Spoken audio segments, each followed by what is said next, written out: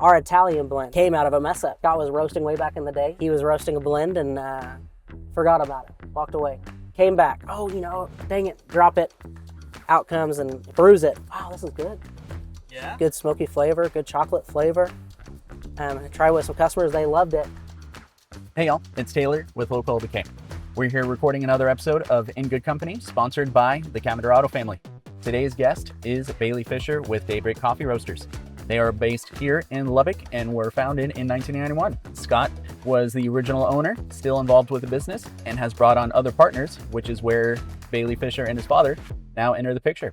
So let's dive into the conversation where we learn how cafes transitioned into wholesale coffee and now includes service and equipment, and learn how roasting is a lot like business operations, experimenting, testing, fine-tuning to make sure you end up with a really good product. Come learn with us, because when you're with Local Decay, you're always in good company.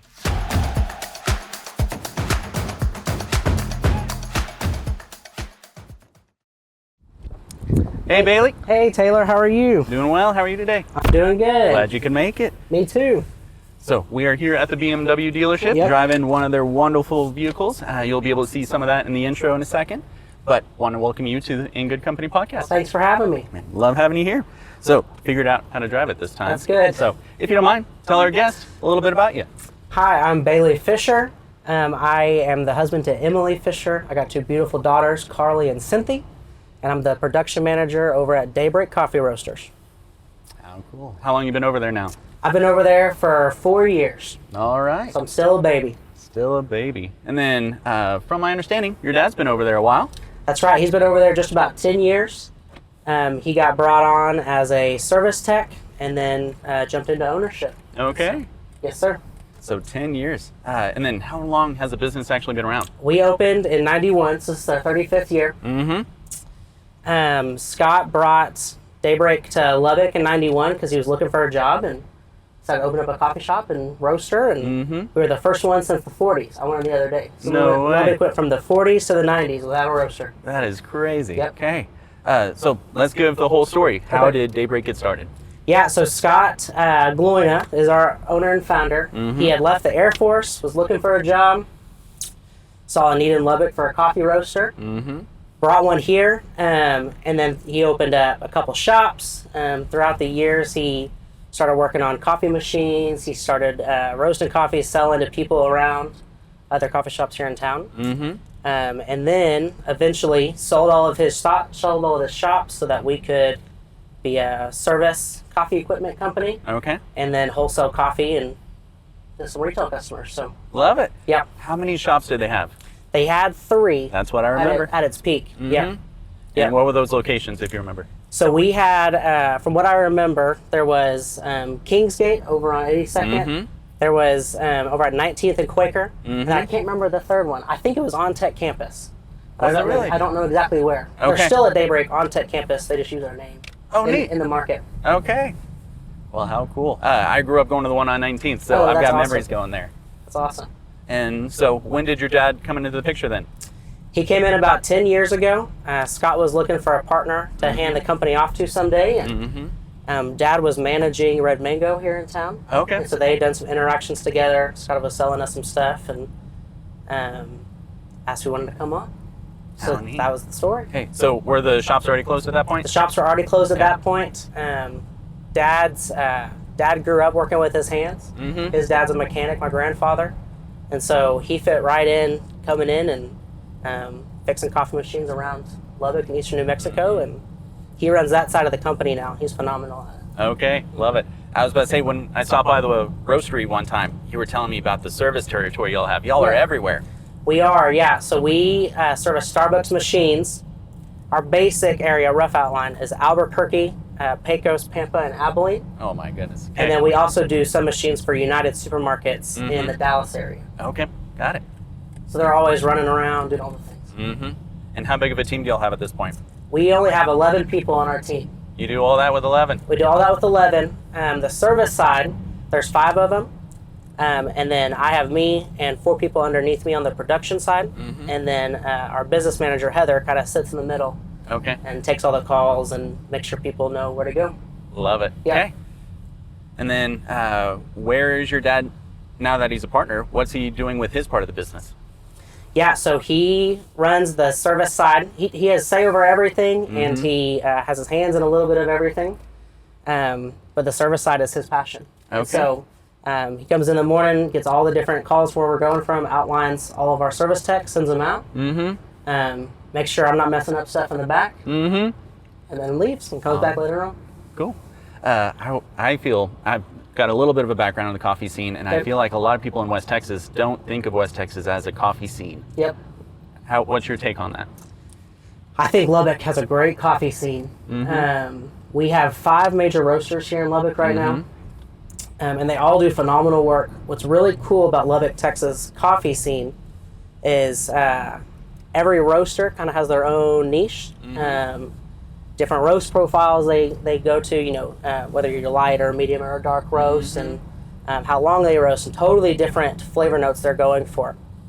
But we all, because of Lubbock and how well we're supported, have a big enough target market that we can thrive and survive. And I love going to all the other 4 and trying their stuff. And there's even some where we sell the exact same coffee, roasted totally different. Really? Okay. So I'll same source and origin? Same source, same origin.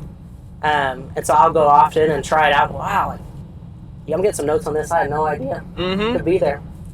So I have a lot of fun checking out the coffee scene here in Lubbock. Oh, how it's cool. thriving. And then with your role, you are head roaster, correct? Yep. Okay. Yes, sir. What was that learning curve like? It was good. So I came on to Daybreak as a delivery driver. I was in ministry. Thought I was going to do that the rest of my life, and ended up stepping out. Needed a job, and there was a position open. Came in, started delivering. We would try coffees in the morning that were roasted. So we would sit there, and I'd start to pick out notes. So that got me interested in roasting and what does that look like. And it's so much fun. It's so much fun to roast coffee. It's a science and an art. You get in it, and it's super analytical. I go to this degree. I can have the Maillard process be this long. But also, you can do all the things right. If you taste it, it's not good. It was all for nothing. Yeah. Well, and y'all have a big machine. We do. We do. We have a Daybreak, and it roasts 75 pounds of coffee every. We do like 3 batches an hour. Okay. And so. I imagine you don't do your testing on that, right? We don't do our testing on that. We have a little small nucleus link sample roaster, and it roasts everything super light. And so we get it, we taste, there's a defect here. What is this weird taste that we see? Or this is awesome. Let's roast it big. Well, talk us through the process. So you get a bag of green beans in from the source. What do you do after that? So I'll take about 100 grams home, roast it on our sample roaster a couple times, and get slightly different roast profiles. We'll bring it in. We'll let it sit for about a week so that the gases within the coffee begin to settle and you get your flavor the way you want it to. We'll try it out. If we love the notes, we'll pick out, maybe there's a chocolate note here, or a berry note here, or a citrus note here, to decide what profile, how dark we want to roast it. The lighter you roast it, the more citrus, more berries, more white sugar notes you get. The darker you roast it, the more chocolates and caramels and molasses and brown sugar you get. So we see what we can pick out when it's light roasted, and then dark it to whatever profile we want to try it at. And if we love it, we sell it. If we don't love it, we try again. Okay. And then hopefully we can make a product that our customers love, and we'll start sending it out to coffee shops or to our customers at homes and see what they think. All right. Get it in their hands. And so, and then sometimes we'll have a coffee that's, it's just missing this one thing. Maybe it's not, maybe it doesn't have a good enough body. Maybe it's missing this light note that we want. So then we'll pair it with another coffee to blend it, or that's how we get our blends. That's a lot of our process. It's a lot of testing stuff out, trying and failing again, and trying to make the best products we can. I feel like what you're describing with coffee roasting is the experience of any small business, though. Yeah. Of it's trying something new, experimenting, and seeing how the market responds. Yeah. Seeing if it tastes good. So. Well, Lubbock's such a great place to be a small business because Lubbock supports local so well that you have the freedom to try and lose a couple dollars here and try again, lose a couple dollars here. Because when you're putting out the best product, Lubbock's going to see that, and they're going to love that, and they're going to come back and support you tenfold. How cool. And so there's not a lot of markets where you could have that freedom to kind of fail as much as you need to. But Lubbock's one, so that's a fantastic place to have a small business and do that process. I was about to say, being around since 91, I imagine you've been able to build a long-term customer base, and they go through all the steps with you. Oh my gosh, yeah. United Supermarkets and Texas Tech are some of our biggest customers, longest-standing customers. And then we also have coffee shops around the city. J&B, Kicking Coffee, Yellow City, Hebrews, and I'm probably missing a few. And we also have some around, eastern New Mexico. We have a coffee shop in Dallas. But we tell them all the time, hey, we tried this out. Here's 2 different roast profiles. What do you think? Let us know. We'll get different answers. We'll get, hey, I really don't like that one at all. This other one was awesome. Let's try it out. And they're so creative, right? We're creating the product. They're the ones. For them, it's an ingredient. Yeah, for them, it's an ingredient. They build on it. Their customers will tell them, hey, that latte didn't taste the same. I like this one better. This one tasted better in a cortado. This one tasted better drip. So it's really fun because you're working. It's not just us. We don't have a storefront. And so we really get to work with our coffee shops and our customers to say, what do y'all think? And how can we better serve you? Love it. And then with United, your product ends up a lot of places. Yep. So it's not just a local customer base. Yep. You've got, are you throughout all of the Albertsons territory, or how's that work? We are, last I heard, they just had that merger, so I don't know how far now we're going into New Mexico, but we were in all of the eastern New Mexico Uniteds. So Hobbs and Lovington, that new store that just opened at Roswell, all of those places. And I'd heard they were starting to test it in the western New Mexico. Okay. And trying those stores out, see how they do. Eastern New Mexico and West Texas are so intertwined that it's an easy partnership. And then how about over with our friends in DFW? Yeah. All that way? Okay. Yep. They got our coffee down there. We're the Ariba coffee brand at United. So we private label for them. And they've just been a phenomenal partner. I love going in, all of our team, they'll go in and they'll tell me, they'll say, hey, this coffee down the shelf, it was the last Southern Pecan. And we roasted it a month ago. How awesome is that? But they're getting that fresh coffee. Oh my gosh. I'm like, oh, that's awesome. They know what they're doing. They're selling well, and they support us really well. Is that your most sold flavor? Most sold flavor, Southern Pecan. I'm at United is Southern Pecan, and then Breakfast Blend is the most sold non-flavor. All right. They go through bukus of those. It's a lot of fun. Cool. So from there, now that we're on the loop, we already established how the company got started, how your dad got involved, how you got involved, a little bit of the role you carry with the roasting program. How are you all involved in the community? Man, one of my favorite things to encourage with my team is I want you to be volunteering. I want you to go to all the events you can go to. And so the way I partner with my team is, hey, however early you need to get off. The answer is yes. If you've got worship rehearsal, so many of my team are involved in church, whether worship teams or grading teams or helping out with the kids.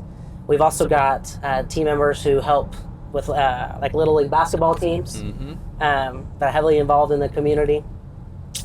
And then we also love to partner with local charities, the Salvation Army or Caleb's Closet, different churches around town, to where, hey, if you have an event coming up, let us know. We want to help you out. Maybe provide coffee for this, give you some discounted coffee. And then we also love to partner with schools for fundraisers. We have a lot of, Lubbock High does a really cool fundraiser for the soccer team every year where neat. we sell them Daybreak coffee at a discount, and they sell for however high they want.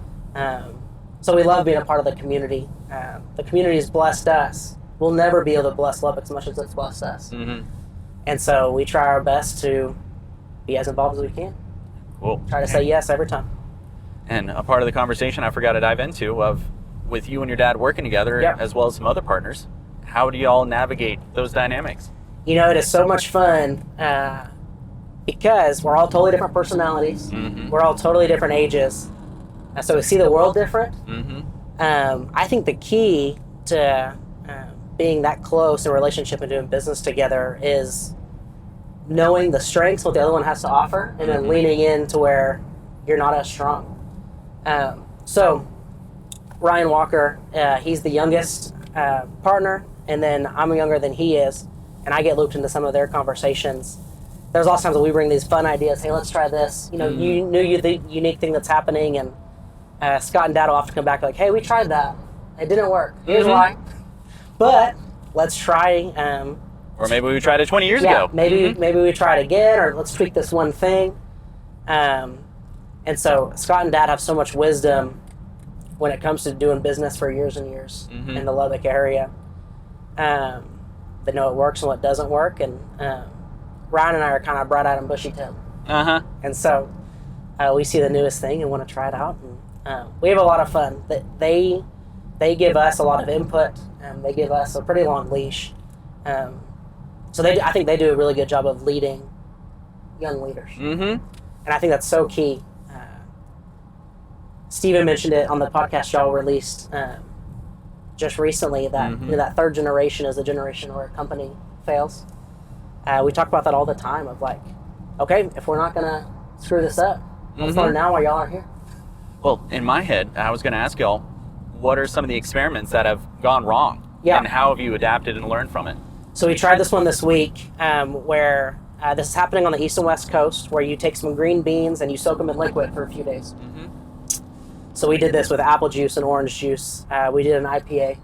Oh, yeah? And then you let it dry, and then you try to roast it. And the whole thought process is you can get a natural flavor, you can get a natural tasting coffee, not washed, for a fraction of the cost. And you kind of have some control of what it tastes, the hops you use, you can do local stuff. Tried it out. It was not good. Okay. Didn't taste the way it should, but we had the freedom to do it. And so there's also been times where we had a customer come to us, and he's a rancher out in Silverton. He said, I tried y'all's smokiest coffee. It's not smoky enough. We said, well, what if we cold smoke this for you? Almost as a joke. Let's try it out, see if it gets a smoky, see what your limits are. He takes it out to his people, and they love it. And now it's selling like crazy. It's on our website. It's called Chuck Wagon. Okay, I was about to say, is it cowboy coffee? No, they use it as cowboy coffee, but it's called Chuck Wagon. We roast our coffee dark. We go and put it on the grill and cold smoke it. It's real smoky. It has a lot of those umami flavors. Okay. But man, those ranchers love it. They eat it up. How cool. And so it's just different. It's the exact same trial and error, but one worked. And then from there, it sounds like the leadership is giving you all the freedom to, hey, let's give it a try. Oh yeah, so much fun. And whenever you're leading businesses together, you need to find what you have in common, so you can always come back when you disagree. Hey, what do we have in common? What do we love about this? What's the shared mission? What's the shared mission? Yeah, and we all love providing the best coffee we can to Lubbock, Texas, right? And so to do that, you don't want to become stale. You don't want to become stagnant. You don't want to just follow the trends of the market, but because Lubbock's unique. And so we will regularly come back and, hey, does this align with providing the best coffee we can? Yeah. And if it does, we try it. If not, we don't. It's so interesting the way you describe that, because in my head, growing up, going to the 19th Street location all the time, that was the experience of Daybreak, but the operation is actually so much more and bigger than that. Yeah. Has it been hard for Lubbock to realize who you all are now, if that makes sense? A little bit. So when I came on to Daybreak, started wearing their gear around town, people would stop me just randomly inside of a store. Hey, let me tell you a story of how Daybreak changed my life. I met my spouse there. I used to take my kids there. I grew up going there when I was young. Man, I wish I would open up again. I wish I could get y'all's coffee somewhere. I'm like, oh, you can. We start talking, and maybe a lot of them, I've been buying United's coffee for years. Well, yeah, you've been buying Daybreak coffee. You should know it. But honestly, we love that. We don't feel a need for us to be really known. We feel a need to partner with our people. We're successful when our coffee shops are successful. Our partners are successful. Our customers are successful. And so if somebody can walk into J&B and drink Governor's Cup and love it to death, and I want you to go to J&B, and I want you to experience that. I want you to build that community there. I don't really need you to know it's Daybreak. Right. As long as I'm putting out the best product I can, I'm good. Well, I imagine y'all get to see a lot of your vendors go through change, because you mentioned J&B, and so Tyler and his wife coming through now. Yes. Yeah, and it's a lot of fun for us because, we see them as a partner in building community within Lubbock, Texas. And so when they go through changes and they're experiencing different things, we get to come alongside and say, how can we help? What are y'all doing? Well, hey, we're struggling in this area. Yeah, we'd love to come Let us come alongside you. Oh, you want to try this new kind of espresso? That's great. Let's figure it out. Come on in. And so it's really fun. One of my favorite parts of the job is partnering with the people around town, because they're the ones on the front lines. They're the, you walk into a coffee shop and you could have the best day, the worst day. They're the ones that get to be that whatever you need that day. I get to play the role of helping them help love it. And they reach far more people than I would ever be able to. And so it's kind of cool to sit there and think exactly how far the reach is. And do y'all have a map anywhere that shows how far your product has gone? We used to, but we've started getting orders from places we never thought were possible, so it's been harder to keep up. We just sold to a coffee shop in Palm Beach, Florida. No way. Okay. That they had us somewhere and heard we were good and made an order, and now we got a coffee shop in Florida that's doing different things. And so we have shipped to all 50 states and Puerto Rico as well, and so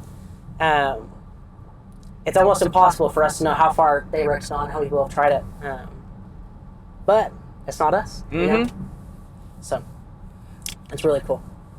So as y'all start thinking about new level of leadership, next generation, what are some of the obstacles that you see that you might need to be addressing? Sure, yeah. So like we talked about it earlier, we all have such different personalities. If the leader of your attitude reflects leadership, something we say around the office all the time. So who your leaders are at the top, as that changes, your team below needs to change to reflect their strengths and weaknesses, their passions, how you set up your business systematically needs to change. And so even Dad and I, Dad is much more analytical, mechanical, a little bit laid back. He laughs all the time where he's like, "Why are you stressed out? This happens in 5 years." I'm like, "Because it happens in 5 years. We need to go." So because of that, there's obstacles in that. The business, Scott and Dad have the business set up perfectly for them, and it's running really well. And we're slowly integrating little things. But like they're with organization and detail and the way we operate and the way we see the world, it's really setting up new systems to help our people and help our team do their job the best. So we communicate a lot. I'll come and say, "Hey, I'm having this issue. I want to get this far ahead. I want to keep the coffee. I don't want to sell coffee that's older than 2 weeks old. How do we do that?" And so it's learning what we've done in the past and implementing it to the future. Okay. Man, my brain's going through so many questions. No, you're good. I'm trying to pace them all. One of the notes I wanted to take from that is I feel there's a lot of small businesses that are getting ready for that next generation to step into it. And for a lot of them, they don't have the blessing of already having or they might be an established business, but it's the first transition. Y'all have already seen a couple transitions within the organization. What are some notes you would share as people prepare and plan for it? Yeah, one of the biggest benefits for us is that Scott started early. He didn't sit there and say, "Well, I'm thinking in a couple years, so let's hire now." I'm looking 15, 20 years down the line. "Hey, Jeff, do you want to come on?" You get another 5 or so years down. "Hey, Ryan, do you want to come on?" And so we're nowhere close to Dad leaving. He's probably got 10, 15 years, but we start having the conversations now of, "Hey, when I step away, what are things you want to have in place? When I step away, you're going to struggle with this. How can I help you learn that now?" So now we have a 10, 15 year runway to learn, and that was so beneficial for Dad because there were parts of coffee he didn't know. He wasn't in coffee. So now he's fully equipped, he's ready, and there's no pressure on Scott to say, "Well, I have to stay on this much longer until you're ready." It's no. Whenever I'm ready, whenever the Lord calls me out, it's time to go. That's okay. And so it takes the pressure off, takes the stress off, and for the person leaving it, that's your baby. You want it to do well, so you're less worried. And so for the small businesses out there, I would say start early. It's never too early to start planning for the next season. That's huge. And so, and like I think you know, okay, maybe I don't want to work past 62. Maybe I don't want to work. Or maybe I want to slow down and travel a little bit more when I get to this age. Well, you want the opportunity and the freedom to do that. So start that plan early. Talk to your people. invest in them, and it makes that transition so much easier. And for us, it's been so much more life-giving. When it comes to coffee roasting, Scott has an infinite larger knowledge base on coffee than I don't know if I ever will, but than I do right now. I'm taking years and years and years to get where he's at. But we've gotten to this point where we can kind of collaborate, and he'll taste one thing, I'll taste another. We'll disagree, try them both, and it makes both of us better because he's invested early. And so start investing early. It'll reap benefits. That's huge. Man, thanks for sharing that. Yeah, of course. Next part of that question is, the theme of an experiment has come up multiple times for your roasting, for trying things in your business, learning and growing, planning ahead. It's effectively creating a hypothesis. And so like, hey, if we want this outcome, what are the things we need to do now to end up with that result? And so with that, what are the things that y'all are playing with now to evolve into where you want to be 10 years from now? Sure. So a lot of that testing, experimentation is just part of who I am. I always want to be the dumbest person in the room. I want to have people around me that are smarter, that know what they're doing, and I never want to assume that I know best. So because of that, like one of the things I love to do as a leader is I love to delegate. I love to have my team feel confident and have ownership in what they're doing, me support them and trust them in that. And so we've tried different things around systematically with how we've positioned our people. Hey, I want you to focus just on our retail orders. And I want you to do that well. I want you to take ownership. I want you to change how things are organized in the warehouse. I want you to change how much of something you want me to order to better set up for you. And I'll come back weekly and ask you, hey, where have you failed? How can I help you succeed? What did I not know? What can you teach me? So that's just part of who I am. And we really have a team right now that thrives off of that. And so it's a really good match at the moment. That's huge when a company can treat failing as validated learning. It's not wrong to fail, it's expected. But what do we learn and how to improve and adapt from there? Well, I think there's a philosophical difference between viewing a mess up as like failure and we're unsuccessful, or failure as a part of an opportunity to succeed, right? Is it identity or is it process? Yeah, is it identity or is it process? And so whenever we miss the mark in any way, we always want to evaluate, okay, why do we miss the mark? And then what can we do better? How is this an opportunity to make a better product?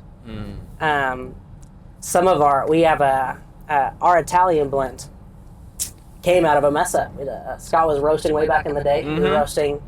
He was roasting a blend and forgot about it. Walked away. Came back. Oh, dang it, drop it. Out comes and brews it. Wow, this is good. Yeah? Good smoky flavor, good chocolate flavor. I tried with some customers, they loved it. So he could have said, man, I could have gone straight in the trash. I could have gone straight in the trash. You'd have never realized that was an opportunity for something better. And I'll hear stories. That was 20-something years ago. I'll hear stories every once in a while now of, hey, where can I get that Italian blend? I've had it here or this coffee shop, and I just love it. Can I get that at home? All because of a mess up. Love it. Yeah. So. What is it? Benjamin Franklin said he figured out 99 ways to not make a light bulb. That's right. That's right. That's what it's all about. And I think so much of being a successful small business has to do with mindset rather than it has to do with results. How are you setting yourself up for whenever things go awry? It's not if. Yeah, when they go awry. How do we set ourselves up to do better and learn, right? And so, I don't know. I think that's one of the things Daybreak does really well. And I would give that advice to so many people is look forward to failing. Because some of the most beautiful things come from it. Love it. Yep. So, now still looking forward a little bit. What are the things you're excited about coming up for Daybreak? Oh, man. There's so much. So we're at this really fun intersection to where we're getting a little bit too big for our team, right? We need to start looking at adding more people, but we're not there yet. And so when we've talked to our team, okay, cool, where are places we can stretch, where are places we can grow. We have so much of our team that is just investing back into the company and really becoming ambassadors for the company. And so I'm excited for that growth. I'm excited for adding new members to the team, but I'm also excited for how our team are becoming leaders, so they're taking accountability. And so we've got that coming up. We're trying all kinds of new stuff, new partnerships with coffee shops around town, but then also New Mexico, Dallas. We went to our coffee shop in Dallas and learned like Laura Bush shops there. Casual? Just casual, you know. So I'm excited for the ways that our current team is investing back into Daybreak so that we can grow and develop more leaders here in the future. It's really fun to see. I really appreciated when we had Steven on the podcast and he was talking about treating his team like entrepreneurs. Yep. That was huge. No, that is total huge. mindset shift. Yeah. And so when you let them have that ownership, letting them have the margin for failure and growth, a lot of cool things can happen. Yeah. Well, you also learn their strengths so much better. I can better lead you when I know what you're good and what you're not good at and where you thrive. And so earlier this week, we had a machine break. And normally that's like a machine in the back. Normally, our service techs would come back and fix it when they had the time, but they were busy. And so my packager, he was packaging tea, and I'll go away for lunch and I come back and it's up and running again. And I'm like, what's going on? He goes, oh no, I fixed it, don't worry about it. Sit there and start talking to him. Well, he has this history in mechanic and he used to work on cars with his dad, and so this is a skill he had. Okay, now how can I invest in you? How can what are things that we can teach you and develop you in that? Because that's a skill I didn't know that I've been saying, I'm not going to use that skill because I didn't know it was there. And so, when you can identify those things within your team, I think it makes work more fun and more life-giving. And that's what it's all about. Oh, completely. I don't want this to be an 8 to 5. I want this to be somewhere you enjoy coming, and that blesses your family and blesses your community. When I was a coffee shop manager for a while, one of my favorite things to ask once we had gone through the application hiring process and we were starting with onboarding of like, hey, are there any other skills or interests that you're already doing or wanting to grow in that you would want to do on behalf of the coffee shop? And so that let them experiment, build resume, build experience, but do it all within the safety of the shop. So. Well, and that's one of the things that's really fun right now is within Lubbock in general, there are so many creative minds and small businesses that are starting and they want to do stuff together, which I think is really unique to Lubbock. The amount of collaboration between small businesses. We had an opportunity last fall with Brewery LBK. I remember. Where we were in there. It was late on a Thursday one day. We were debriefing stuff that happened at work and just kind of threw out there, hey, have y'all ever been interested in a coffee beer? And they were so excited. Heck yeah, we want to do a coffee beer. It was super simple, super easy, down the road. Well, how do we want to do the bottle? We'll put your logo, put our logo, we'll do this. It'll be super fun. Using everybody's strengths for label design and for, I don't know how to brew beer. But we can provide the coffee, they can provide the hops, do all those different things. Made a product. That doesn't happen a lot of these other big cities where you have, it's a competition for the market share, right? I just don't see that in Lubbock. People want to do life together and they want to thrive together. And it's so much more fun and such a better product when there's collaboration. Well, that's a great segue. I was going to ask you, how would you recommend people that want to get into the coffee scene or be associated with Daybreak, what's the best way to engage? I would say start drinking coffee. Okay. It sounds simple, but try something new every day. Go to the roaster here and get a bag, go to the roaster here, get a bag. Try it out. What do I like about this? Write it down. Come back a week later, the same coffee. What do I taste now? Look at your notes. Coffee is so unique because for a long time it's been viewed as this like quick hit of caffeine. But there's so much nuance to it. There's so much specialty to it that you can sit there and you can try a coffee today and try it in a couple hours. It's something totally different. And so drink coffee, write down what you think, and then drink some more. I was about to say, just like beers, wines, and whiskeys, there's a palate to be developed, and the profiles are sophisticated. And what's so interesting is a lot of those palates are similar. When I started roasting, one of the pieces of advice I was given was, hey, every once in a while, start drinking whiskey neat. A little bit here, a little bit there. But then identify, oh, I'm drinking this whiskey, I can taste vanilla in this. Now all of a sudden, when you go to coffee looking for vanilla, now I can taste it. Or maybe you can't. Maybe somebody has an orange note in their coffee. But you can try it in an IPA. You get that orange note. You're like, wow, now I can go back to that coffee and identify it. And so they're so intertwined. What's also I think important in that is you're gonna have the people who they can taste a coffee, and they get kumquat from Asia, and they just know it, right? That's where it's from. But you may go taste a coffee and say, I know this one's good, this one's bad. That's just as valuable. And so there's so much thought process, and I have to be able to pull these unique notes to know my coffee, know my stuff. But if you know good coffee from bad coffee, you're just as valuable in the coffee world as someone who can pull the random notes from the random island. And simultaneously, drink coffee the way you like it. Oh yeah, Find what you like and appreciate it. Yeah. My wife loves vanilla creamer. So we'll be sitting at home, hey, what are you tasting this? Tastes just like vanilla creamer. And it's so good. So drink it the way you want. And that's one of the coolest things about the coffee shops in Lubbock too is, each one uses a different style of espresso. They use different milk and they steam it differently, have different ratios. So try it out. Find a coffee shop that agrees with your palate. Continue to go back. Have conversations. What do you get from this? Because it's okay. It's okay if your experience and my experience are different. That makes the experience even better, that we have each other's experiences. Right. Love it. And we're getting close to the dealership again, so we're about to enter our fire round. You ready for it? Yeah. Favorite place to go on a date night? Triple J's. Triple J's. What do you get? I get a Big Bailey with sweet potato fries because my wife likes them, and I get mashed potatoes. Perfect. Favorite thing to do with the family? We love to go to Two Docks with chalk.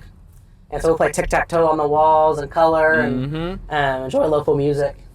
I was just at Two Docks last night, so love it. So much fun. Where do you take people when you have guests come to town? When we have guests come to town, one of my favorite places right now that I've discovered is Stone Ground Pizza. They're a food truck. Okay. I find where they're at, and we go. They'll set up outside of a business or at a park and go experience the business because you want to experience both Stone Ground and their place, but their pizza is so good. Oh, cool. And then I think we've got one more. What is it? One of your favorite annual traditions or events in town? Favorite annual traditions? This is Slayton, but I love their banana pudding festival. It is so good. Oh my gosh. My family's from Oklahoma. And every time we post pictures, all the comments are, why doesn't Oklahoma have this? Why can't we do this? Like, well, Slayton, Texas does. It's a good time.